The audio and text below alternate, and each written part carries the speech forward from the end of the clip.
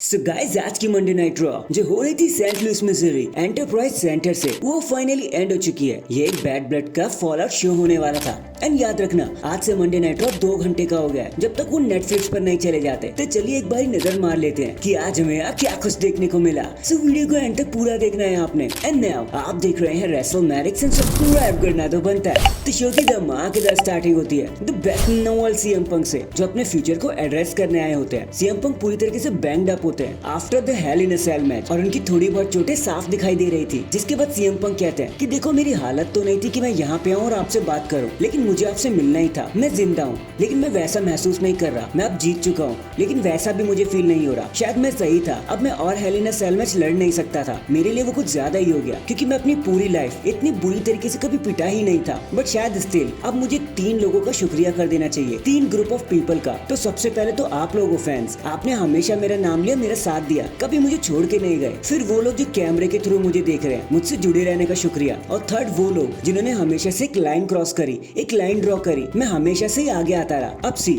मैंने 5 हफ्तों से अपनी वाइफ को नहीं देखा है, तो मैं गुलाब को फूल लेके जाऊंगा और अपने घर चला जाऊंगा कुछ समय के लिए। मैं अलविदा तो नहीं कह रहा हूँ, लेकिन अब मैं कुछ टाइम बाद मिलूंगा आप लोगों से। जिसके बाद सेथ रॉलिंस भी उन्हें इंटरप्ट करने वहाँ पर आ जाते हैं और एक टक्कर मारते के साथ ही वहाँ से अंदर चले जाते हैं, रिंग के पास आ जाते हैं। सेथ सबको वेलकम करते हैं रिंग में और कहते हैं कि यार मैं 2 महीने के लिए बाहर क्या चला गया, यहाँ तो बर्बादी छा गई। डॉम शार्क केज में बंद थे, कोडी रोड्स और रोमन रेंज ने दोस्ती कर ली, फाइनल बॉस वापस आ गए। भाई 2 महीने पहले ब्रॉन्सन रीड ने मुझे मारा था तो हमें तो बदला लेना ही था, लेकिन जब हम यहाँ पर हैं तो ब्रॉन्सन रीड आज यहाँ पे नहीं है। तो चलो ब्रॉन्सन, मैं तुम्हें 15 मिनट देता हूँ, मेरे सामने आओ और फाइट करने की कोशिश करो। जब भी टाइम हो, जब भी मौका मिले, बस बताओ मुझे। कि तभी जे ऊसो वहाँ पर आ जाते हैं और हमें नाइट का सबसे पहला मैच देखने को मिलता है between Jey Uso and Xavier Woods for the intercontinental championship. और ये 12 साल में पहली बार था जब intercontinental championship Monday night raw के पहले ही घंटे में डिफेंड हो रही है। बताने के लिए यहाँ कुछ स्पेशल है नहीं। एक्सेवियर वुड्स ने काफी कोशिश करी मैच को जीतने की, लेकिन फिर भी जे ऊसो एक कदम आगे ही रहे। एक स्प्लैश लगा के अपने टाइटल को रिटेन करने में वो कामयाब हो जाते हैं। जिसके बाद वो एक्सेवियर वुड्स को हैंडशेक करने को कहते हैं, लेकिन एक्सेवियर वुड्स उसे रिफ्यूज करके वहाँ से चलते बनते हैं। कि तभी ब्रॉन ब्रेकर जे ऊसो पे आके स्पीयर ठोक देते हैं। न्यू डे भी उनकी हेल्प करने की कोशिश करते हैं, लेकिन इसका कुछ खास फायदा हो नहीं पाता। और ब्रॉन ने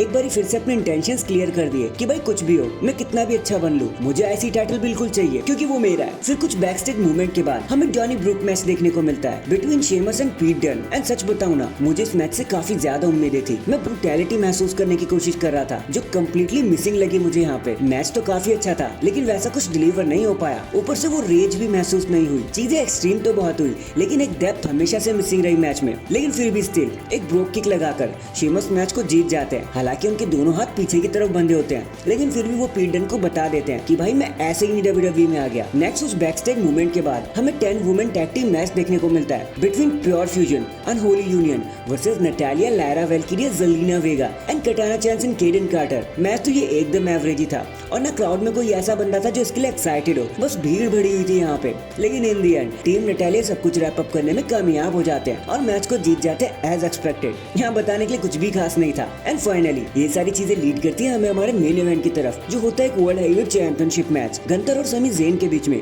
सैमी ज़ेन इस मैच का वेट काफी समय से कर रहे थे और फाइनली उन्हें अपना चांस मिल ही गया। एंड नाउ ये वो मैच था जिसका हम सब वेट कर रहे थे, एक एब्सोल्यूट बैंगर। अगर इसे रात का सबसे बेस्ट मैच भी कह दिया जाए तो कुछ बुरा नहीं होगा। कुछ बहुत ही अच्छे स्पॉट हमें यहाँ देखने को मिले। ये एक असली मेन इवेंट था और सब कुछ अवेलेबल भी था यहाँ पर। एक बारी के लिए तो ऐसा लगा कि सैमी ज़ेन शायद गंथर को हरा ही देंगे, बट एक बारी फिर से गंथर ने बता दिया कि वो क्यों वर्ल्ड चैंपियन है। उन्होंने सैमी ज़ेन को एक स्लीपर में फंसा लिया, जिसके बाद सैमी ज़ेन के पास बाहर निकलने का कोई चांस ही नहीं था। रेफरी ने मैच को रोक दिया एंड गंथर ने अपने टाइटल को फिर से रिटेन कर लिया। बट लास्ट में जब गंथर वहाँ से जा रहे होते हैं तो कोडी रोड्स भी पीछे से आ जाते हैं जो गंथर को कन्फ्रंट करते हैं, क्योंकि अब गंथर और कोडी रोड्स के बीच में मैच होने वाला है क्राउन जूल्स चैंपियनशिप के लिए at the crown jewels. And then इसी के साथ हमारी आज की मंडे नाइट रॉ यहीं पर खत्म हो जाती है। वैसे आपको आज के शो के बारे में क्या कहना था कमेंट करके जरूर बताना। एंड अगर चैनल पर नए हैं तो चैनल को अभी लाइक एंड सब्सक्राइब कर दो। बाकी मैं मिलता हूँ आपसे किसी और अपडेट के साथ। तब तक के लिए अपना ख्याल रखें और खुश रहें।